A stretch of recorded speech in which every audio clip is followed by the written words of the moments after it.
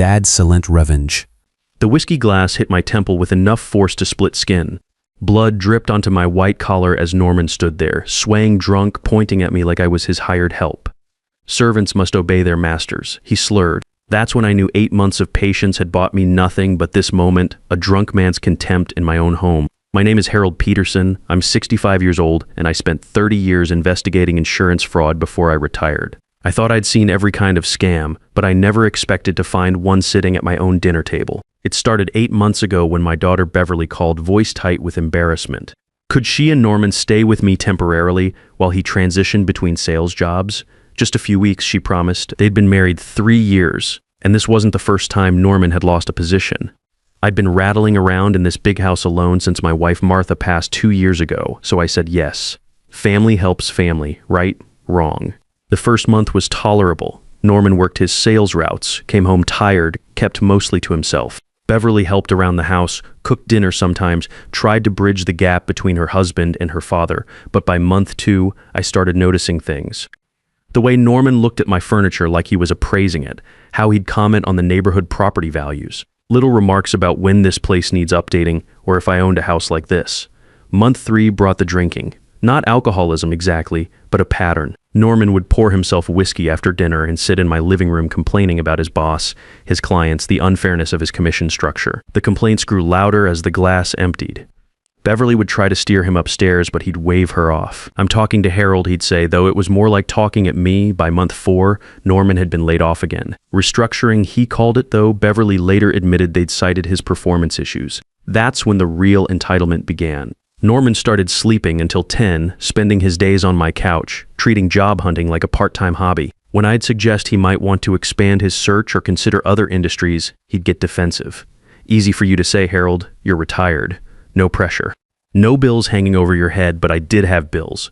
Property taxes on this house ran $6,800 a year. Utilities, maintenance, insurance, retirement wasn't free. Norman seemed to think my money was as available to him as my refrigerator. Month 5 brought the first real confrontation. I'd found Norman in my home office, sitting at my desk, going through my financial papers. Bank statements, investment portfolios, insurance policies scattered across the oak surface like he was conducting an audit.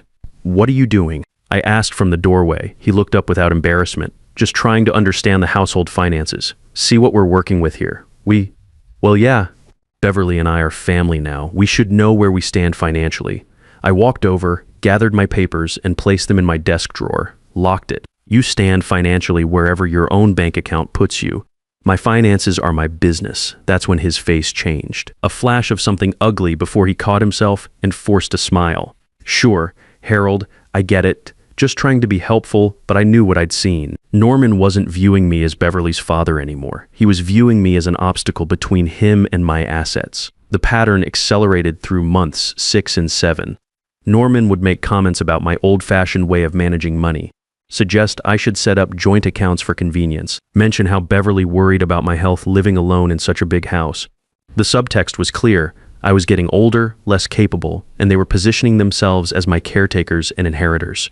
Beverly seemed oblivious to the manipulation. When I'd try to discuss Norman's behavior with her, she'd defend him. He's just trying to help, Dad. He feels bad about staying here so long, but I could see the stress wearing on her too, dark circles under her eyes. The way she jumped when Norman raised his voice. How she'd apologize for him constantly. Month 8 started with Norman landing another sales position, and for a few weeks, things improved. He was out of the house during the day, bringing home paychecks, talking about moving out soon. But the whiskey consumption increased. Norman would celebrate good days with drinks and medicate bad days with more drinks. Either way, my living room became his personal bar every evening, which brings us to that Tuesday night in March when everything changed. Norman had been drinking since he walked in the door at 5:30. His sales call hadn't gone well, something about a client questioning his numbers.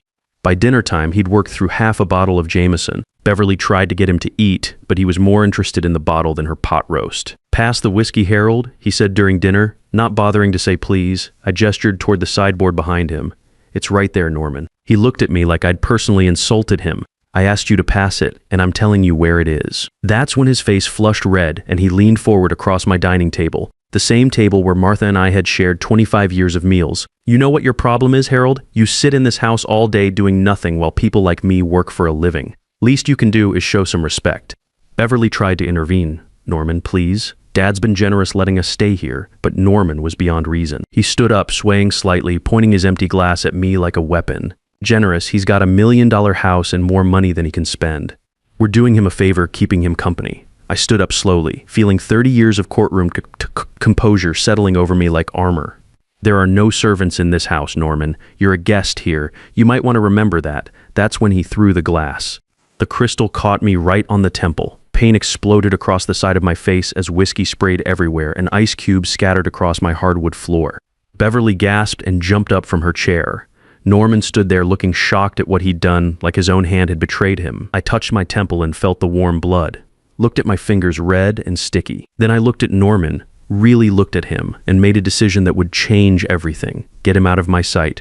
I told Beverly, my voice deadly calm. She was crying now, trying to push Norman toward the stairs. "Oh my God, Norman, what did you do, Dad? I'm so sorry, he didn't mean it." Norman stumbled, drunk, and suddenly realizing he'd crossed a line he couldn't uncross. "It was an accident," he mumbled. "I didn't mean to actually hit him." They disappeared upstairs. A door slammed. Then silence fell over my house like a heavy blanket. I walked to the bathroom and examined the damage in the mirror. 2-inch cut along my hairline, deep enough to bleed freely, but not requiring stitches. Bruising was already starting to spread like purple watercolor. I pulled out my phone and started taking pictures, date stamped, March 28th, 2024, 8:47 p.m. evidence. See, most people would have called the cops right then. But 30 years investigating fraud taught me something valuable. Emotion makes you sloppy. You want to nail someone, you build a case first. I cleaned the wound carefully, applied antiseptic, covered it with a bandage. Then I went back to the dining room and photographed everything. The shattered glass on the floor, the whiskey stain on the wall where it had splattered, my blood-stained shirt. I collected the larger glass fragments in a plastic bag, left the rest untouched. Chain of evidence, just like the old days. I didn't sleep that night. Sat in my office chair thinking about that moment when Norman called me a servant, the entitlement in his voice. Like my house, my hospitality, my dead wife's memory meant nothing. Around 3 a.m., I started making a list of everything I knew about Norman Walsh. Married to Beverly 3 years, lost at least 3 jobs in that time, drank too much, had been going through my personal papers, made comments about property values and inheritance, and now he'd committed assault in my own home. But there was more to uncover, had to be. Norman's behavior patterns suggested someone with hidden problems, hidden debts, hidden desperation. In my experience, people don't get this brazenly entitled without serious financial pressure driving them. Morning came and I was ready. Called Scottsdale PD at 6:30 a.m. "I'd like to report an assault that occurred in my home last night. The perpetrator is still on the premises. I have photographic evidence and I'm ready to provide a full statement." 2 officers arrived within 20 minutes, Officer Martinez and Officer Johnson, both professional and thorough. I led them through my house like I was presenting a case to a jury, the dining room where it happened. Glass fragments I'd deliberately left on the floor. My blood-stained shirt draped over a chair. The bag of collected evidence. They photographed everything while I gave my statement. Clear, factual, no emotion, just like testifying in court. I described the 8-month progression of Norman's behavior, the escalating entitlement, his access to my financial papers, his comments about inheritance. Painted a picture of a man who'd moved from guest to predator. When they went upstairs to arrest Norman, I heard him protesting through the ceiling. "This is ridiculous. It was an accident. Harold's overreacting. You're seriously calling cops on family?" I heard Beverly crying, trying to explain, trying to minimize, but the evidence spoke louder than her apologies. I watched through my living room window as they put him in the patrol car. Norman in handcuffs, trying to turn around to look at the house, probably calculating how much this was going to cost him. Beverly followed them outside in her bathrobe, still trying to fix something that couldn't be fixed. The patrol car pulled away. No lights, no sirens, just routine transport of someone who'd committed a crime, but arresting Norman was just the beginning. While he spent 26 hours in Maricopa County Jail, I was busy. Filed for a protective order that morning at the courthouse, showed Judge Patricia Williams my photos, medical documentation, police report. She signed it without hesitation. 100-yard minimum distance from petitioner and his residence, effective immediately, enforceable by law, she said, her pen scratching across official paper. That's when I made the call that would really change things. Robert Martinez, private investigator, I'd worked with him on a dozen insurance fraud cases over the years. Solid guy, thorough, discreet. "Harold, good to hear from you. Retirement treating you well? It was until my son-in-law assaulted me in my own home last night. Robert, I want you to investigate this man. Everything. Finances, employment history, debts, assets, criminal background. I want to know what's driving his behavior. Personal case, huh? How deep you want me to dig, all the way down to bedrock. And Robert, bill me at your premium rate. I want this done right, you got it. Give me his full name, SSN if you have it, and any background details. While Norman was being processed out of jail the next afternoon, a court clerk was waiting in the parking lot with a clipboard. Standard procedure for emergency protective orders. They serve you the moment you're released. Beverly later told me Norman's face went white when he read the papers. This is my home, he'd said. He can't kick me out of my own home, but it wasn't his home. It was mine. It had always been mine. And now the law agreed. They spent that afternoon apartment hunting in Norman's beat-up Honda, Beverly driving while Norman scrolled through rental listings on her phone. His range had grown severely limited, background checks were going to show an assault conviction now, and most decent landlords would pass. They settled on a rundown complex off Indian School Road. Ground floor unit, thin walls, parking lot that smelled like hot asphalt and broken dreams. The leasing agent, a tired woman with processed hair, sensed their desperation immediately. Credit check will take 48 hours, she said, looking at Norman's application like it might contain a communicable disease. I'm employed, Norman said quickly, though his voice lacked conviction. Your score is showing some issues. Both of you will need to sign as co-signers. Full liability if there are problems. Beverly spoke up. We understand. They signed a 1-year lease that afternoon. $4,400 a month for a 600 square foot box with no dishwasher and questionable plumbing, from my 2,800 square foot house in North Scottsdale to this. The fall had been swift and steep. 3 weeks later, Robert's investigation report arrived in my email inbox. 47 pages that painted a picture I should have seen coming, but the details were worse than I'd imagined. Norman had $32,000 in credit card debt spread across 7 different cards. His sales performance had been declining for over a year. Commission reports showed a 60% drop from his previous year's earnings. Customer complaints were mounting. His most recent performance review, which Robert had somehow obtained, used phrases like hostile attitude and unprofessional conduct with clients. But page 23 made my blood run cold. Bank statements from Beverly's retirement account, going back 4 months, 4 separate withdrawals, $3,200 in November, $3,800 in January, and $20,800 in February. Total. $12,500 taken while they lived rent-free in my house, eating meals I'd paid for. I traced my finger down the dates. November, right after Norman lost his previous job. December, when he'd complained about holiday expenses. January, after his worst sales month. February, 2 weeks before he threw the glass at me. He'd been systematically draining Beverly's future while sitting at my dinner table. The final section of Robert's report was the most damaging. He'd interviewed 3 of Norman's former co-workers under the pretense of a reference check. Their statements, typed and notarized, contained direct quotes that made my hands shake. Norman said the old man wouldn't last much longer. Said he was inheriting a house worth close to $500,000 soon, talked about it like guaranteed money. Another co-worker, he called it his retirement strategy. Move in with the father-in-law, wait it out, inherit everything. Those were his exact words. The third statement was the shortest but sharpest. Norman joked that nursing homes were expensive, said his father-in-law wouldn't waste money on one when he had free live-in care. We all knew he meant himself and his wife. I set the papers down carefully as if they might combust. Norman hadn't moved into my home because Beverly asked or because he'd fallen on hard times. He'd moved in because he saw me as an asset to liquidate. Not a father-in-law, not family, a real estate investment with an expiration date.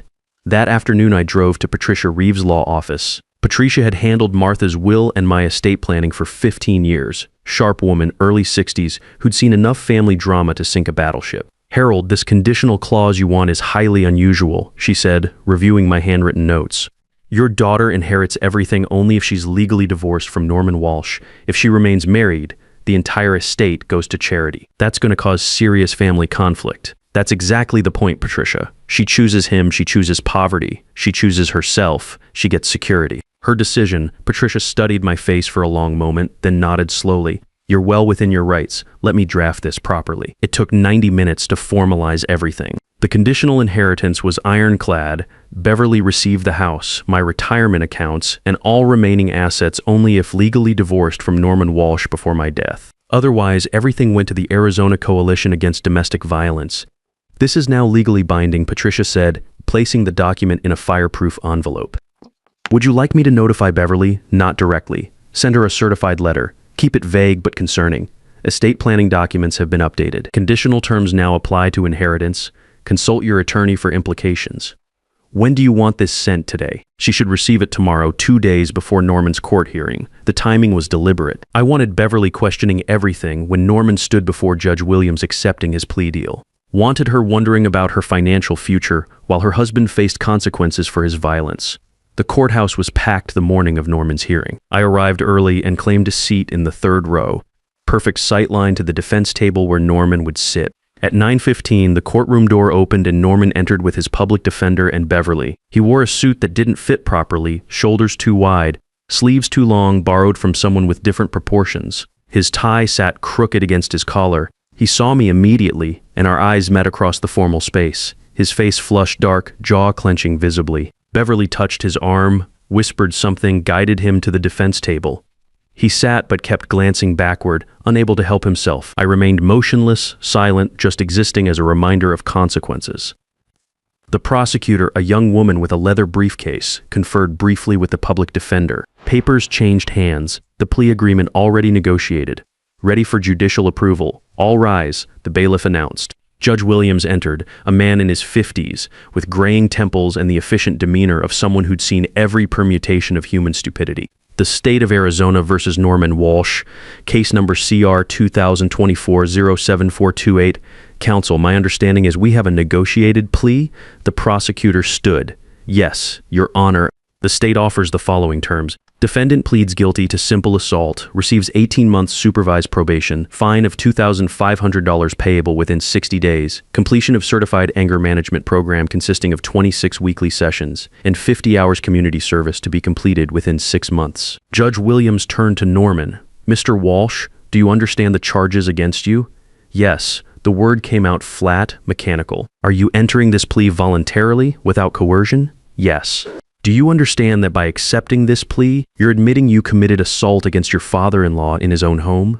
Norman hesitated. His public defender leaned over, whispered urgently. Finally, yes. The judge slid papers across the bench. Sign here. Norman stared at the plea agreement like it was a death warrant. Then he picked up the pen and signed his name with enough force to tear the paper slightly. The court accepted Norman's guilty plea and sentenced him accordingly. Probation began immediately, with weekly check-ins required. But Norman couldn't leave well enough alone. As the hearing ended, he stood and turned toward me. This whole thing is ridiculous, he said loud enough for the entire courtroom to hear. It was an accident. He's sitting there watching like this is entertainment. He destroyed my life over nothing. Judge Williams' gavel slammed down twice. Mr. Walsh approached the bench. Now Norman's face went pale as he realized his mistake. The public defender grabbed his arm, but the damage was done. You just threatened the victim in open court, Judge Williams said, his voice ice cold. Your probation terms are now enhanced. Weekly in-person check-ins become mandatory. Any further violation, and I mean anything, including raised voices or indirect contact, results in immediate incarceration. Beverly sat frozen in her seat, watching her husband dig himself deeper. I remained motionless, letting Norman's character speak for itself. 6 weeks later, the inevitable happened. Norman's employer called him to HR for what he thought was routine paperwork. Instead, the manager slid termination papers across her desk. Our annual compliance review flagged your criminal record. Company policy prohibits employees with assault convictions from maintaining client-facing positions. Your employment is terminated effective immediately. Norman tried to negotiate. I can transfer to internal operations, something without client contact. There are no available positions that meet those criteria. He signed the papers because refusing wouldn't change anything. Walked to his car with his personal items in a cardboard box, knowing background checks would kill every future application. That afternoon, Beverly called me. Her voice carried a tremor I recognized from when she was young and had done something she couldn't undo. Dad, things are really difficult. Norman lost his job because of the conviction. We're struggling financially. I was hoping maybe you could help us just temporarily until he finds something new. I set down my coffee cup carefully. Around me, other patrons at the outdoor cafe talked quietly while normal life continued. I'll help you, Beverly. One condition, file for divorce and move back home. Silence stretched between us. I could hear her breathing, rapid and shallow. You want me to leave my husband when he's struggling? What kind of father makes that demand? I'll help you, not him. There's a difference. You planned this, didn't you? Her voice climbed toward realization. You knew he'd lose his job. You knew we'd be desperate. I pressed charges after he assaulted me in my own home. Everything else came from his choices, not mine. She hung up without another word. What I didn't know was that Beverly had spent that morning staring at bills spread across their apartment counter like accusations. Rent, $1,400 probation fees. 40 weekly, anger management, $75 weekly, utilities, groceries, insurance. Her income covered maybe half their expenses. 2 weeks later, she was searching for tax documents when she found the retirement account statements in their filing cabinet. 4 months of withdrawals she'd never authorized. $12,500 gone while they lived rent-free in my house. She confronted Norman that evening. He tried to justify it, community property, household expenses, his legal fees. But Beverly had finally done the math. $12,500 stolen plus $32,000 in hidden debt. He'd been bleeding her dry while planning to inherit my house. She remembered my phone call, my conditional offer. File for divorce and come home. I'd known about the stolen money somehow, known about the debt, known about all of it. 10 days later, my phone rang while I sat on the back patio with morning coffee. "Dad, I'm coming home today. Can I come home today?" Her voice carried something I hadn't heard in months, certainty mixed with relief. Beverly had waited until Norman left for his probation check-in, then driven straight to her divorce attorney's office. Filed the petition that morning while he was gone. Irreconcilable differences, unauthorized use of marital funds, property division requested. She packed while he was out, clothes, laptop, family photos, her mother's jewelry. When Norman returned and saw the suitcases by the door, she handed him the divorce papers. "I filed this morning. The marriage is over." He tried to argue, to blame me, to promise he'd change. But Beverly was done listening to promises from a man who'd stolen from her while she slept. My doorbell rang 20 minutes later. Beverly stood there with tear tracks on her face and 2 suitcases at her feet. I stepped aside and held the door wide. "Welcome home." 3 weeks later, the final pieces fell into place. Beverly's divorce decree arrived, dissolution granted, effective immediately. My letter from the county clerk confirmed Norman's probation was complete, case file archived. Norman had moved to Nevada to live with his brother, starting over at 37 with nothing but debt and a criminal record. I didn't wish him harm. I simply didn't think about him at all. That evening, Beverly and I sat on the back patio with coffee, watching the sun set over the mountains. She'd repainted her old room soft blue, something that looks like hope. She'd said, "Dad, I'm sorry I didn't believe you at first. Sorry I chose him over you for so long." I took a sip of coffee, watched a car pass on the distant street. "You believed when you were ready. Nobody can be convinced of truth they're not prepared to see." She nodded, staring at the horizon where mountains met darkening sky. "Is it wrong that I feel relieved? Not angry, just free." That's exactly right. Freedom is the point. The stars came out one by one as darkness settled. Beverly squeezed my hand briefly, simple gesture of gratitude and connection. We sat there as the sky filled with light, father and daughter safe at home, everything exactly as it should be. Norman had wanted to inherit my house so badly he could taste it. Instead, he'd guaranteed Beverly would lose everything if she stayed with him. Sometimes justice isn't about punishment. Sometimes it's about protection. Sometimes the best revenge is simply refusing to be a victim in your own home. The house was quiet again. Peaceful mine, but shared now with my daughter who was building her own future instead of financing someone else's fantasies. And that was worth more than any revenge I could have planned. I learned that patience isn't weakness, it's preparation.